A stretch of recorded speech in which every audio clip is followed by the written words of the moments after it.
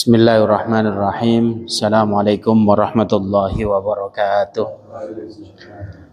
Alhamdulillah wa nusalli ala Rasulillah. Bismillahirrahmanirrahim wa alaihi natawakkal. Bapak Ibu ingkang kula hormati, para alim ulama yang sama-sama kita taati. Rabbi shrah li sadri wa yassir li amri wahlul 'uqdatam min lisani yafqahu qawli. Ya Fattah ya Alim, nasrun minallah wa fathun qarib. Saderengipun kita memulai taklim kita membacakan Fatihah yang pertama diperuntukkan oleh kepada baginda Nabi Muhammad SAW beserta keluarganya, pengikutnya, para aulia, para muqarrabin. Ala hadini as-salihah al-Fatihah. A'udzubillahi minasyaitonir rajim. Bismillahirrahmanirrahim. Yang kedua diperuntukkan untuk kita semua, kedua orang tua kita, para sahabat kita, semua orang yang berjuang di jalan Allah. Semoga segala sesuatu yang dihajatkan oleh mereka atau kita semua dikabulkan oleh Allah Subhanahu wa taala. Ala hadini as-salihah al-Fatihah. Bismillahirrahmanirrahim. Amin. Iya kan.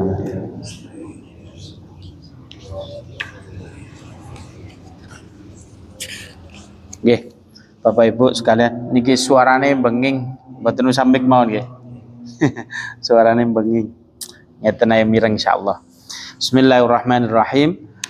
Kalau wengi ditedi napa tentang akidah, yang kedua tentang fikih. Tapi nggih gak iso dicampur, situk-situk ngajine nggih. Yen sakniki akidah, ben fikih, tambah napa ngoten. Lah niki kula wau mbeto Quran. Tondo lek maca Quran niki tiange mboten hafal. Dadi kula langsung maca mawon. Niki insyaallah kita mentafsiri ada 5 ayat yang akan kita diskusikan bersama. Yang pertama di suratul Baqarah, yaitu surat Al-Baqarah yang terletak di awal surat. Apa? Kita mulai saja. Bismillahirrahmanirrahim. Yaitu dengan nama Allah, maksudnya bukan namanya, dengan melibatkan Allah, maksudnya ngaten. Ar-Rahman Ar-Rahim, yaitu yang Maha Rahman, yang Maha Rahim. Rahman niku khusus gawe wong kabeh sak alam donya. Wong kafir, wong Islam iku oleh. Ar-Rahim khusus kasih sayangnya Allah, khusus gawe wong Islam. Jadi Allah itu sayangi nang makhluke ora kok wong Islam tok.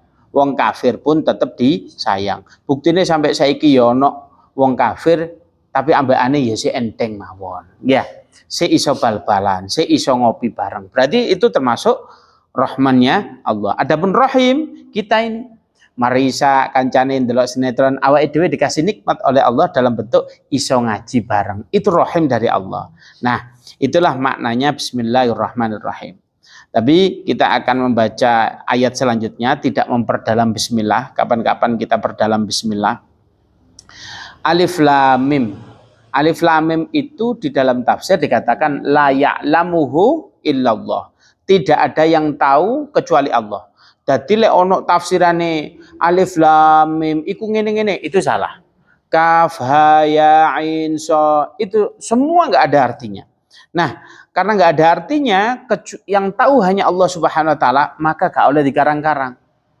Maka ini tafsirannya ya wis, karepe Allah ditulis gini, awake tinggal baca saja. Kita tidak paham artinya. Tetapi di ayat selanjutnya, dzalikal kitabul la raiba fi. Ayat ini, Al-Qur'an ini, kitab ini mustahil ada keraguannya.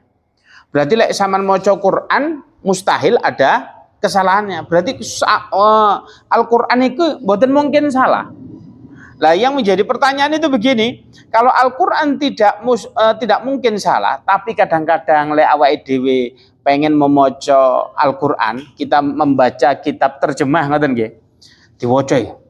Iki maksudnya apa sih Quran ini? Ternyata ada ayat satu dengan ayat yang lain kontradiktif. Niki bertolak belakang. Pernah nggak kita ngomong begitu? Oh iya. Ayat iki ambek iki kok koyok iki ngongkon A, ini ngongkon B. Ini enggak podo. Ini enggak boleh A, tapi ini nyuruh A. Ini kan bertolak belakang. Itu yang pertama. Yang kedua, Al-Qur'an iki ayat iki koyok gak cocok untuk zaman sekarang. Ada nggak kita kadang di antara kita memikirkan semacam itu? Maka sesungguhnya karakteristik Al-Quran itu memiliki ciri-ciri. Yang pertama syumul. Syumul itu global. Jadi Al-Quran itu sumber hukum yang terperinci dari A sampai Z itu ada semua. Lalek sampean mboten nemu, berarti dereng ketemu. Berarti belum ketemu. Bukan maknanya tidak ada. Iya, memang di Al-Quran itu nggak ada dalil tentang ini. Sampean dereng ketemu. Begitu juga saya. Jadi belum menemukan kita ini. Nah, di sini la raiba fihi, kalau ada semacam itu, bertolak belakang, ini gaya sopo, maka ini disebut apa? Otak kitalah yang tidak mampu mentafsiri ayat dengan bagus. Sebab Al-Quran itu syumul. Al-Quran waqi'un likulli zaman.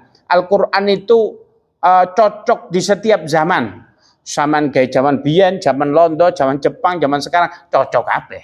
Maknanya kalau ada orang yang mengatakan Al-Quran itu sudah tidak relevan zaman sekarang, iku wong sing gak tahu maca, keliru macane. Berarti Al-Quran tidak mungkin salah. Tapi Al-Quran niku lek mempelajari itu bagaimana? Kadang itu begini. Al-Quran itu gak boleh jenengan pelajari sak karepe sampean dhewe. Loh, jenengan contoh ngeten Pak Tris. Pak Tris, jenengan itu kalau belajar itu bagaimana? Wah, saya itu langsung aja Gus. Saya Al-Quran Allah Subhanahu wa taala. Kira-kira boleh apa tidak? Monggo diskusi sedikit. Kira-kira boleh apa tidak? Pak Tris, saya tanya, Pak Tris, jenengan belajar Al-Quran bagaimana? Saya Allah Subhanahu wa taala langsung. Bagaimana caranya? Langsung Google. Berarti saya Google Allah Subhanahu wa taala. Ini boleh apa tidak? Tidak boleh. Al-Quran itu banyak ilmu yang harus diterapkan. Ada am, ada khos, ada umum, ada khusus. Ada asbabun nuzulnya, ada sebab-sebab diturunkan ayatnya. Ada nasah dengan mansuh. Nasah itu diperintahkan, kemudian mansuh dilarang. Apa contohnya? Wa matti'uhunna bil ma'ruf. Nikahlah kontrak dengan ma'ruf. Jangan semerap nikah mut'ah atau nikah kontrak itu. Nikah mut'ah itu adalah nikah tapi mek telung dino. Semangat sing bapak-bapak ya. Lain di Al-Quran wonten perintah wa matti'uhunna bil ma'ruf. Nikahlah kalian dengan ma'ruf tapi secara kontrak. Ono wedo ayu tak rabi. Engko lek kon ngerabi imanmu ningkat segala macam. Wah digoroi ngoten ya. Lah di Al-Quran jane ada perintahnya. Tetapi ada ayat yang lain mansuh. Apa itu nama mansuh? Dilarang. Biyen oleh saiki wis gak oleh. Maka kalau kita mempelajari Al-Quran gak oleh saenawe dhewe. Gak boleh. Makanya ada orang-orang Syiah itu kan sakarepe dhewe. Bagaimana itu dia mengatakan wa matti'uhunna bil ma'ruf. Sampai sekarang di Syiah itu kalau ingin meningkatkan kualitas imannya caranya dengan cara nikah mut'ah. Purun nikah mut'ah napa mboten? Waduh. Dadi wong Syiah jenengan malih ya. Jadi ini kita tidak boleh untuk mentafsirkan Al-Quran saenake dhewe. Lalu bagaimana cara kita mentafsirkan Al-Quran? Caranya adalah dengan cara kita mempelajari tentang ilmu namanya ilmu tafsir, gitu nggih. Tidak boleh kita saenake dhewe. Loh sama-sama manusia, iya, tetapi manusia saya dengan para tabiin beda, saya dengan para sahabat beda. Maknanya sahabat itu ketemu dengan Rasulullah langsung. Tapi kalau kita ya nggak ketemu, maknanya kita nggak boleh saenake dhewe. Sehingga apa? Nggak boleh kita mempelajari Al-Quran sak karepe dhewe. Bahkan ulama mengatakan begini, lek ono wong belajar tanpa memiliki guru, fasyekhu syaiton. Seseorang jika belajar tidak memiliki guru, maka gurunya setan. Maknanya apa? Kita wajib punya guru. Contoh ngeten mawon, lek wong gak duwe guru. Ada kula tanglet niki bab fikih. Ya, walaupun nanti kita membahas akidah sekarang. Sujud itu anggota tubuh kita yang harus terkena tempat sujud ada berapa? Loh niki nate maca napa mboten? Enggak boleh dikira-kira. Lah Imam Syafi'i dawuh berapa? Ada 7. Ada 7. Coba nggih. 1 niki nggih. 1 2 3 4 5 6. Ini ya terus 7. Irung katut napa mboten? Tapi Rasulullah tatkala itu ditanya, berapa yang jadi anggota sujud kita apa? Dihitung 1, 2, 3, 4, 5, 6. Kemudian dikatakan oleh Rasulullah jabhah. Apa itu jabhah? Hidung. Apakah Rasulullah ini tidak paham bahasa Arab? Ya jelas paham. Jabhah itu artinya batuk. Tapi kena apa kok apa nudinge irung. Lah ini maknanya irung ambek batuk kudu dadi siji. Makanya lek jenengan sujud kudu ngeten nggih. Antara batuk ambek iki kudu dadi dihitung siji. Lho ngene iki lek gak belajar nang sahabat nang tabiin, awake dhewe gak belajar nang para ulama gak ngajari awake dhewe gak paham.